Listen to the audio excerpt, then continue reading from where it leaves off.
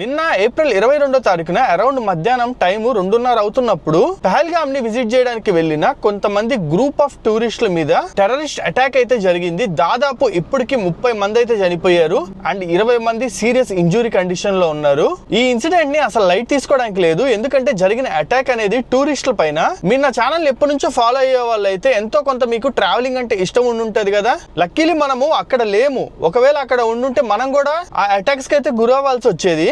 And ఇది ఒక attack మాత్రమే కాదు, చాలా బ్రూటల్ గా ఒక కక్ష సాధింపు చర్య అంటారు కదా, ఆ విధంగా చేసిన అటాక్ అనమాట ఇది. ఇన్ఫాక్ట్ లక్కీ ఏంది తెలుసా, నిన్న మన టూరిస్టులు మన హెచ్ఎన్ కాటేజెస్ కాశ్మీర్ తరపు వెళ్ళిన వాళ్ళు ఈ ఇన్సిడెంట్ జరిగిన 1 అవర్ బిఫోరే ఆ ఏరియాని అయితే లీవ్ అయ్యి వచ్చేసారు. నేను వాళ్ళతో పర్సనల్ గా మాట్లాడాను అండ్ పహల్గామ్ లో శ్రీనగర్ లో అన్ని దగ్గర నాకు ఫ్రెండ్స్ ఉన్నారు అండ్ మన టీం కూడా ఉంది అక్కడ.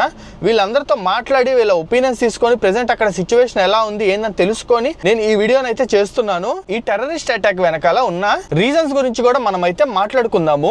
ఈ ఇన్సిడెంట్ జరిగిన ప్రదేశం ఏమన్నా బార్డరా అంటే కాదు, పోనీ ఏమైనా సెన్సిటివ్ ప్లేసా అంటే కాదు, లేదా ఉగ్రముక్కలు ఎక్కువ ఉండే ప్లేసా అంటే కాదు. అసలు టెర్రరిజం కి అసలు సంబంధం లేని ప్రదేశంలో ఇన్సిడెంట్ జరిగింది. అసలు ఎందుకు టూరిస్టుల మీద అటాక్ చేశారు, ఇవన్నీ మనము ఈ రోజు డీటెయిల్డ్ గా మాట్లాడుకుందాము. సో నేను ఇప్పటి వరకు దాదాపు మోర్ దెన్ 10 టైమ్స్ ని జమ్మూ అండ్ కాశ్మీర్ విజిట్ చేశాను. ఫస్ట్ టైం నేను 2019 లో వెళ్ళినప్పుడు నాకు అక్కడ లోకల్ ఒక ఫ్రెండ్ పరిచయం అయ్యాడు. అతనితో నేను మాట్లాడుతూ ఇలా అన్నా, అసలు ఇక్కడ పరిస్థితులన్నీ ఇంత డేంజర్ గా ఉన్నాయి, టూరిస్టులు ఎలా సేఫ్ గా ఫీల్ అవుతారు, టూరిస్టుల మీద అటాక్ జరగవా అని అయితే అన్నాను. అతను నాకు ఒక మాట చెప్పాడు, ఇక్కడ మేము Kashmir localites 80% of the people tourism మీద డిపెండ్ అయ్యే బతుకుతున్నాం. హోటల్స్ అయితే ఏమి, బోటింగ్ అయితే ఏమి, షాపింగ్ అయితే ఏమి, టాక్సీలు, క్యాబ్లు, ఇంకా చాలా చాలా చాలా. వన్స్ టూరిస్టులు కనుక కాశ్మీర్ కి రావడం ఆగిపోతే మేమందరం దాదాపు రోడ్డు మీదకి అయితే వచ్చేస్తాం. అందుకే ఎన్ని గొడవలు ఉన్నా, ఎన్ని పంచాయతీలు ఉన్నా టూరిస్టులని సేఫ్ గా చూసుకుంటాము అండ్ ఎటువంటి గ్రూప్స్ అయినా సరే టూరిస్టుల మీద అటాక్ చేయరు. ఇప్పటి వరకు హిస్టరీ చూసుకుంటే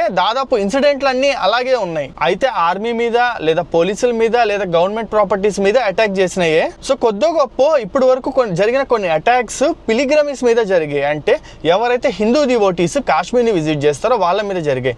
ఎందుకంటే ఈ అటాక్స్ చేయించేదంతా వెనకాల ఉండి నడిపించేది పాకిస్తాన్ వాళ్ళు. వీళ్ళు ఒకటే నమ్ముతారు, కాశ్మీర్ వచ్చేసి పాకిస్తాన్ లో ఒక పార్ట్, ఇది ముస్లిం ప్రదేశం, ఎటువంటి హిందూస్ కి ఇక్కడ ఎలో అయితే లేదు అనని, దాంతో పాటు హిందూస్ కి ముస్లిమ్స్ కి మధ్య గొడవ పెట్టాలి, కాశ్మీర్ ని ఇండియాకి కొంచెం వేరుగా ఉంచాలి అన్న ఉద్దేశంతో వీళ్ళు ఇట్లాంటి అటాక్స్ అన్ని అయితే చేస్తుంటారు. అండ్ పిలిగ్రిమ్స్ కాకుండా నార్మల్ టూరిస్టులు ఎవరైతే ఉంటారో వీళ్ళ మీద ఇప్పుడు వరకు చాలా తక్కువ అటాక్ జరిగాయి. కానీ ఫస్ట్ టైం ఇంత మేజర్, ఇంత పెద్ద అటాక్ అయితే నార్మల్ టూరిస్టుల మీద జరగడము. సో ఇంత పెద్ద అటాక్ టూరిస్టుల మీద జరగడంతో అసలు లోకల్స్ ఏమంటున్నారంటే నాకే ఆశ్చర్యంగా ఉంది, మేమే నమ్మలేకున్నాం అన్నట్టు వాళ్ళైతే చెప్పారు. అండ్ మన ప్యాకేజెస్ తీసుకొని ఎవరైతే కాశ్మీర్ లో విజిట్ చేశారో వాళ్ళతో కూడా నేను పర్సనల్లీ మాట్లాడాను. వాళ్ళని కరెంట్లీ హోటల్లో పెట్టేశాము, ఎక్కడ బయట తిప్పట్లేదు. ఒక 4-5 రోజులు అయితే గానీ సిచ్యువేషన్ నార్మల్ గా అవ్వదు. సో అసలు ఏం జరిగింది అనేది ఇంకా క్లియర్ గా మాట్లాడుకుంటే, ఇన్సిడెంట్ జరిగిన ప్లేస్ గురించి తెలుసుకోవాలి.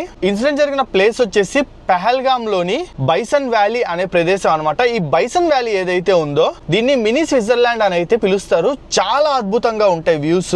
అండ్ ఈ బైసన్ వ్యాలీకి వెళ్ళడానికి ఎటువంటి రోడ్డు ఉండదు, ట్రెక్కింగ్ చేసుకుంటూ వెళ్ళాలి లేదా గుర్రాల మీద వెళ్ళాలి. చాలా మంది టూరిస్టులు అదే విధంగా ట్రెక్కింగ్ చేసుకుంటూ అండ్ గుర్రాల మీద బైసన్ వ్యాలీకి అయితే బయలుదేరారు. అరౌండ్ టైం మధ్యాహ్నం 2:30 అవుతున్నప్పుడు ఆ పీపుల్ ఎవరైతే ఉన్నారో వాళ్ళందరూ ట్రెక్కింగ్ చేసి అలసిపోయి ఒక ప్లేస్ లో కూర్చొని లంచ్ చేస్తున్నారు. ఆ టైంలో ఒక నలుగురు తీవ్రవాదులు ఫేక్ సెక్యూరిటీ యూనిఫామ్స్ డ్రెస్ లో వచ్చి, అంటే ఆర్మీ యూనిఫామ్ లాంటిది వేసుకుని అక్కడ గుంపుగా ఎవరైతే కూర్చొని ఉన్నారో ఆ టూరిస్టుల దగ్గరికి వెళ్ళి వాళ్ళ మీద ఫైరింగ్ స్టార్ట్ చేశారు. ఇన్ఫాక్ట్ కొన్ని న్యూస్ సోర్సెస్ చెప్తున్న ఇన్ఫర్మేషన్ ఏంటంటే అక్కడ కొంతమంది దగ్గరికి వెళ్ళి మీరు హిందువా ముస్లిమా అని చెప్పి అడిగి ముస్లింస్ ఎవరైతే ఉంటారో వాళ్ళని వదిలేసి హిందూస్ మీద టార్గెటెడ్ గా అటాక్ చేశారు. దాదాపు 30 మంది చనిపోయారు, 20 మంది ఇంజూర్డ్ స్టేజ్ లో ఉన్నారు. వీళ్ళు ఒక ఏరియాకి సంబంధించిన వాళ్ళు అయితే కాదు, ఇండియాలో నలుమూలల నుంచి కాశ్మీర్ ని విజిట్ చేద్దాము, మంచిగా హాలిడేస్ అయితే ఎంజాయ్ చేద్దాము అని వచ్చిన వాళ్ళు. చనిపోయిన వాళ్ళలో కొంతమంది వెస్ట్ బెంగాల్ నుంచి ఉన్నారు, పంజాబ్ నుంచి ఉన్నారు, మధ్యప్రదేశ్ నుంచి ఉన్నారు, మన తెలంగాణ నుంచి ఉన్నారు, కర్ణాటక నుంచి కూడా ఉన్నారు. ఇన్ఫాక్ట్ ఇందులో 2 ఫారిన్ టూరిస్టులు కూడా ఉన్నారు. అక్కడ ఉన్న వాళ్ళకి అసలు ఏం అర్థం కావట్లేదు, అసలు ఏం జరుగుతుంది ఏంది అని తెలుసుకునే లోపే వాళ్ళ చుట్టుపక్కల ఉన్న వాళ్ళు ఒక్కొక్కరిని గన్తో కాల్ చేస్తున్నారు. ఇన్ఫాక్ట్ ఒక వీడియో క్లిప్ వైరల్ అవుతుంది, ప్లే చేస్తున్నా చూడండి. एक इंसान है, उसने उसको गोली मार दी यहाँ पे। उसने बोला कि शायद मुस्लिम नहीं है, उसने उसको गोली मार दी।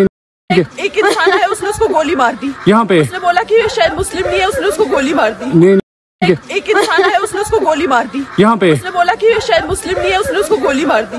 ఈ కపుల్ ఎవరైతే ఉన్నారో వీళ్ళిద్దరు హనీమూన్ కి వచ్చారు. ఆ కాల్పుల్లో వాళ్ళ భర్తనైతే చంపేశారు. ఆమె వాళ్ళ భర్త బాడీని పట్టుకొని వాళ్ళతో అంటుంది, నన్ను కూడా చంపేసేయండి, నన్ను ఎందుకు వదిలేశారు అని అంటే వాళ్ళు నవ్వుకుంటా, నిన్ను మేము చంపాం, ఇక్కడ జరిగిందంతా మీ మోడీకి చెప్పాలి కదా నువ్వు అననైతే అన్నారంట. సో నార్మల్ టెర్రరిస్ట్ అటాక్ అయితే వచ్చి డైరెక్ట్ గా కాల్ చేసి వెళ్ళిపోతారు.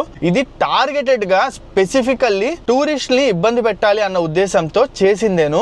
ఆ పొగరు, ఆ మాట ఏదైతే ఉందో అతి త్వరలో దిగిపోద్ది అబ్బాయి, బాధపడకు నువ్వేమి. మన సెక్యూరిటీ ఏజెన్సీస్ అన్ని దిగే కాశ్మీర్ మొత్తం జల్లిడు పట్టేస్తుంది. ఖచ్చితంగా ఈ అటాక్ వెనకాల ఉన్న వాళ్ళైతే అస్సలు తప్పించుకోలేరు, అదైతే మటుకు 200%. ఇప్పటి వరకు కాశ్మీర్ హిస్టరీలోనే ఇది worst civilian terror attack. Last 10 years లో ఈ ఇన్సిడెంట్ ఫస్ట్ ఏ ఉగ్రవాద సంస్థ చేసింది అనేది ఎవరికి అర్థం కాలేదు. తర్వాత నిన్న ఈవినింగ్ ద రెసిస్టెంట్ ఫ్రంట్ అనే గ్రూప్ ఏదైతే ఉందో ఇది లష్కర్ ఈ తైబా షాడో గ్రూప్ అన్నమాట. దాన్ని బ్యాన్ చేసిన తర్వాత ఇది పుట్టింది. వీళ్ళు వచ్చి క్లెయిమ్ చేశారు దీని వెనకాల ఉన్నది మేమే అని. సో ఈ అటాక్ జరిగిన వెంటనే అక్కడ ఉన్న ఆర్మీ పర్సన్స్ కి అండ్ గవర్నమెంట్ కి మొత్తం వెంటనే ఇన్ఫర్మేషన్ వెళ్ళిపోయింది. ఇన్ఫాక్ట్ ఆ ఏరియాకి రోడ్ యాక్సెస్ అనేది లేకపోవడంతో వెంటనే అక్కడ ఇంజూర్ అయిన పర్సన్స్ ని ఎయిర్ లిఫ్ట్ చేసి శ్రీనగర్ హాస్పిటల్ కి తీసుకెళ్లారు. అక్కడ ఉన్న రిమైనింగ్ పీపుల్ ఎవరైతే ఉన్నారో ఈ అటాక్ నుంచి తప్పించుకున్న వాళ్ళు ఆ షాక్ లో ఉండిపోయారు. లిటరల్లీ ఒక్కసారి ఆలోచించండి, మనం వాళ్ళ ప్లేస్ లో ఉంటే ఎంత భయాందోళనకి గురవుతామో. సో ఈ అటాక్ లో ఇంజూర్ అయిన పీపుల్ త్వరగా కోలుకోవాలని అయితే కోరుకున్నాము. ఇనిషియల్లీ ఫస్ట్ వచ్చిన ఇన్ఫర్మేషన్ ప్రకారం ఇద్దరే చనిపోయారు అని అయితే న్యూస్ వచ్చింది. తర్వాత ఒక్కసారిగా 30 మంది ఇన్సిడెంట్ లో ఉన్నారు అని అనగానే చాలా మంది షాక్ అయ్యారు. అసలు మెయిన్లీ ఇంత పెద్ద అటాక్ చేయడానికి వెనకాల ఉన్న కారణం ఏంది, వీళ్ళు అటాకులు చేసి ఏం సాధిస్తారు అనేది నా వర్షన్ లో నేను మీకు చెప్పబోతున్నాను. నేను 5 years నుంచి దాదాపు కాశ్మీర్ ని చూస్తున్నా. ఒక రకంగా ఐడియా ఉంది కాబట్టి ఇప్పుడు ఈ వీడియో చేస్తున్నాను.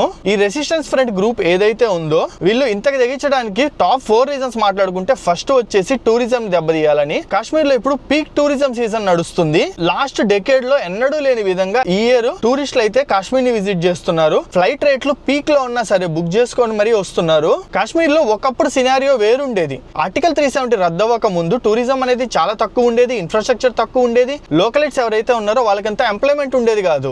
దీన్నే అవకాశంగా తీసుకొని టెర్రరిస్ట్ గ్రూప్స్ ఏవైతే ఉన్నాయో అక్కడ లోకలైట్స్ కి మాయమాటలు చెప్పి డబ్బులు ఇచ్చి ఇట్లాంటి అటాక్స్ అన్నిటికీ ఉపయోగించుకునే వాళ్ళు. బట్ ఎప్పుడైతే ఆర్టికల్ 370 రద్దయిన తర్వాత ఇన్ఫ్రాస్ట్రక్చర్ మీద గవర్నమెంట్ చాలా కాన్సన్ట్రేట్ చేసింది. కాశ్మీర్ కి మంచి కనెక్టివిటీ ఉంది ఇప్పుడు. అండ్ చాలా మందికి కాశ్మీర్ చాలా సేఫ్ అని చెప్పి అర్థమయ్యి విజిట్ చేయడం అయితే స్టార్ట్ చేశారు. ఒక పక్క ఇదంతా జరుగుతుండడం వల్ల లోకలైట్స్ ఎవరైతే ఉంటారో మంచిగా ఎంప్లాయ్మెంట్ పొంది ఈ డెవలప్మెంట్ అంతా చూసి మిలిటెంట్స్ కి సపోర్ట్ చేయడం మానేశారు. పరిస్థితి ఇలాగే ఉంటే కాశ్మీర్ వాళ్ళ చేతుల్లో నుంచి దాటిపోద్ది అన్న ఉద్దేశంతో, కాశ్మీర్ డెవలప్ అవ్వకూడదు అన్న ఉద్దేశంతో ఇప్పుడు ఈ అటాక్ అయితే చేశారు. పీక్ సీజన్ ఇప్పుడు అటాక్ చేస్తే రాబోయే నెక్స్ట్ 2 months ఇండియా మొత్తం హాలిడేస్, చాలా మంది అయితే విజిట్ చేస్తారు. వీళ్ళందరూ భయాందోళనకు గురయ్యి కాశ్మీర్ అయితే విజిట్ చేయడం ఆగిపోతారు. సో ఆటోమేటిక్ గా లోకల్ వాళ్ళకి డబ్బులు రావడం ఆగిపోతాయి. కాశ్మీర్ యొక్క జీడిపి పడిపోతుంది. సో కరెక్ట్ గా ఈ టైంలో దెబ్బేస్తే ఇంక ఈ సంవత్సరం మొత్తం టూరిజం అనేది ఏమి ఉండదు. అందుకే టైం చూసుకొని ఈ టైంలో అటాక్ చేశారు. నెక్స్ట్ సెకండ్ రీజన్ కనుక చూసుకుంటే America vice president JD Vance మన భారతదేశంలో పర్యటిస్తున్నారు.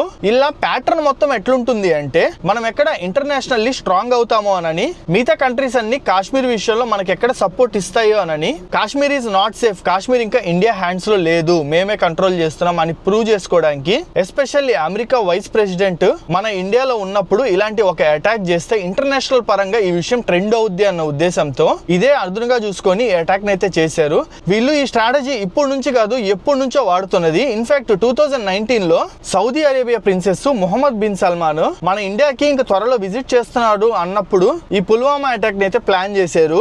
అంతెందుకు 2000s లో అప్పటి యుఎస్ ప్రెసిడెంట్ బిల్ క్లింటన్ ఇండియాకి వచ్చేటప్పుడు కూడా ఇదే టైప్ ఆఫ్ అటాక్ ని ప్లాన్ చేశారు. దీని వెనకాల ఉన్న స్ట్రాటజీ ఒక్కటే, ఇలాంటి పెద్ద పెద్ద వ్యక్తులు ఇండియాని విజిట్ చేసి ఎప్పుడైతే ఇండియా ఇంటర్నేషనల్ గా మంచి కాంటాక్ట్స్ పెంచుకుంటుందో ఆ టైంలో ఇట్లాంటి అటాక్ చేసి India is not a safe country అని చెప్పి ప్రపంచానికి చూపియాలి అని వీళ్ళ ఇంటెన్షన్. సో రీజన్ నెంబర్ 2 అయితే అర్థమైంది కదా, ఇంటర్నేషనల్ పరంగా మన కంట్రీని దెబ్బతీయాలి. సో రీజన్ నెంబర్ 3, ప్రెసెంట్ మన ప్రధాని నరేంద్ర మోడీ గారు ఈ ఇస్లామిక్ కంట్రీస్ అన్నిటికీ హెడ్ గా పిలువబడే సౌదీ అరేబియాలో ఉన్నారు. ఇది చూసి అయితే మటుకు వీళ్ళకి అసలు కడుపు మంట ఆగల. అండ్ మెయిన్లీ 4th రీజన్ చూసుకుంటే అమర్నాథ్ యాత్ర. ఇంకొద్ది రోజుల్లో జూలై 3వ తారీఖు అంటే 3 నెలలు కూడా లేవు. ఈ పాటికే అమర్నాథ్ యాత్రకు సంబంధించిన ప్రిపరేషన్స్ అన్ని గ్రౌండ్ వర్క్ అయితే స్టార్ట్ అయిపోయి ఉంటది. అమర్నాథ్ యాత్రకి కొన్ని లక్షల మంది హిందువులు అయితే వస్తారు. వీళ్ళని రానివ్వకూడదు అన్న ఉద్దేశంతో కరెక్ట్ గా ఇదే అదునుగా చూసుకొని అటాక్ అయితే చేశారు. అండ్ ఇప్పుడు అటాక్ జరిగిన ప్రదేశం పెహల్గాం ఏదైతే ఉందో ఇది అమర్నాథ్ కి బేస్ పాయింట్ లాగా. మొత్తము 2 రూట్లు ఉన్నాయి అమర్నాథ్ యాత్రకు వెళ్ళడానికి. అందులో మెయిన్ ట్రెడిషనల్ రూట్ గా చూసుకున్నట్టయితే ఈ పెహల్గాము చందనవారి మీద వెళ్లే రూటేను. ఇప్పుడు ఈ ప్రదేశంలో అటాక్ చేస్తే రాబోయే సీజన్ లో అమర్నాథ్ భక్తులు ఎవరైతే ఉంటారో వీళ్ళు రారు, వీళ్ళని భయపెట్టిన వాళ్ళం అవుతాము అన్న ఉద్దేశంతో ఇప్పుడు ఈ అటాక్ అయితే కరెక్ట్ గా ఈ పెహల్గాం లోనే ప్లాన్ చేశారు. నాకు తెలిసి ఇప్పటికే చాలా మంది అమర్నాథ్ యాత్ర బుకింగ్స్ అయితే చేసేసుకొని ఉంటారు. చాలా మంది భయపడుతుంటారు వెళ్దామా వద్దానని. గైస్ మీరైతే ఏమీ భయపడకండి.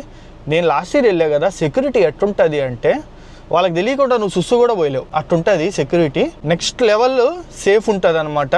మొత్తం అసలు ఎట్లా అంటే మనం ఈ రోడ్లో వెళ్తున్నాము అమర్నాథ్ యాత్రికులు అంటే అవతల పక్క రోడ్డును కూడా బ్లాక్ చేసేస్తారు, ఎవరిని రానియకుండా. అంత సెక్యూరిటీ ఉంటుంది. అయితే ఒకటే గుర్తుపెట్టుకోండి, రిజిస్టర్డ్ వెహికల్స్, గవర్నమెంట్ వెహికల్స్ ఏవైతే ఉంటాయో వాటిల్లోనే వెళ్ళండి. అమర్నాథ్ కి కాన్వే అని ఉంటుంది, కాన్వేలోనే వెళ్ళండి. ఇండివిడువల్ గా ప్రైవేట్లో వెళ్ళకండి. ఒక రోజు లేట్ అయినా సరే కాన్వేలోనే వెళ్ళండి. ప్రైవేట్ గా మీ పాటికి మీరు వెళ్తాము అని అనుకుంటే కొంచెం ఇబ్బంది అయితే అయ్యిద్ది.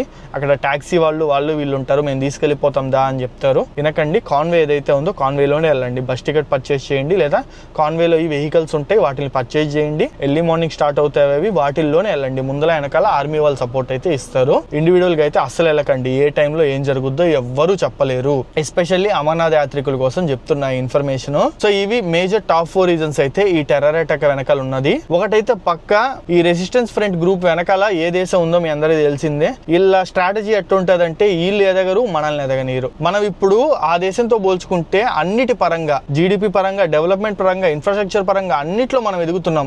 మనం ఎదగడమే కాకుండా ఎస్పెషల్లీ కాశ్మీర్ లాంటి సెన్సిటివ్ జోన్ లో డెవలప్మెంట్ అనేది చాలా ముందుకు తీసుకొస్తున్నాము. అతి త్వరలో కాశ్మీర్ కి రైల్వే కనెక్టివిటీ రాబోతుంది. రోడ్స్ ఇప్పుడు చూడండి, నేను 2021లో వెళ్తే జమ్మూ నుంచి శ్రీనగర్ వెళ్ళడానికి దాదాపు 8 నుంచి 10 గంటల టైం పట్టేది. ఇప్పుడు 3 గంటల్లో వెళ్ళిపోవచ్చు. రోడ్లు అంత బాగా తయారవుతున్నాయి. లాస్ట్ ఇయర్ నేను లోకల్స్ తో చాలా మందితో మాట్లాడాను కదా, వాళ్ళు ఒకటే చెప్తున్నారు, ఇప్పుడు వరకు కాశ్మీర్ లో 10 మందిలో ఒకడు ఎద ఉండేవాడు, వాడు చేసిన పనుల వల్ల మా అందరికి చెడ్డ పేరు వచ్చేది, మేము ఏం చేయలేక గమ్ముగుండే వాళ్ళం. కానీ ఇప్పుడు ఈ డెవలప్మెంట్ అంతా చూసి గవర్నమెంట్ మా కోసం ఇంత చేస్తుందా అని చెప్పి ప్రతి ఒక్కరం మేము హ్యాపీగా ఉన్నాము. ఇట్లాంటి టెర్రర్ గ్రూప్స్ కి అయితే మేము సపోర్ట్ చేయడం కూడా మానేసాము. మీలో చాలా మంది మమ్మల్ని చెడ్డవాళ్ళ కింద అయితే అనుకుంటారు. దయచేసి ఆ ఒపీనియన్ ని పోగొట్టుకోండి. మేము అందరం చెడ్డవాళ్ళం కాదు. 10లో ఒక్కడు ఇంతకు ముందు ఉండేవాడు, ఇప్పుడు 100లో ఒకడు కూడా లేడు అలాగా అననైతే ఒక అతను అన్నాడు అనమాట, నాకు తెలిసిన అతను. ఆ మాటలు విని నాకే చాలా బాధేసింది. నిజంగా చెప్తున్నా, కాశ్మీర్ వెళ్ళిన ఎవరైనా సరే అక్కడ లోకలైట్స్ ట్రీట్మెంట్ చూస్తే మటుకు చాలా ఫిదా అయిపోతారు. చాలా మంచి వాళ్ళు. నేను టూరిజం పరంగానే మాట్లాడుతున్నా, మిగతా అన్ని సెక్టర్లు వదిలేసేయండి. చాలా బాగా చూసుకుంటారు. చాలా హ్యాపీగా ట్రిప్ అయితే మీరు ఎంజాయ్ చేసి వస్తారు. దాన్ని దెబ్బతీయాలి అన్న ఉద్దేశంతో టూరిస్టుల మీద ఈ అటాక్ అయితే కరెంట్లీ చేశారనమాట. సో ఇది ఓవరాల్ గా నా ఒపీనియన్ అయితే.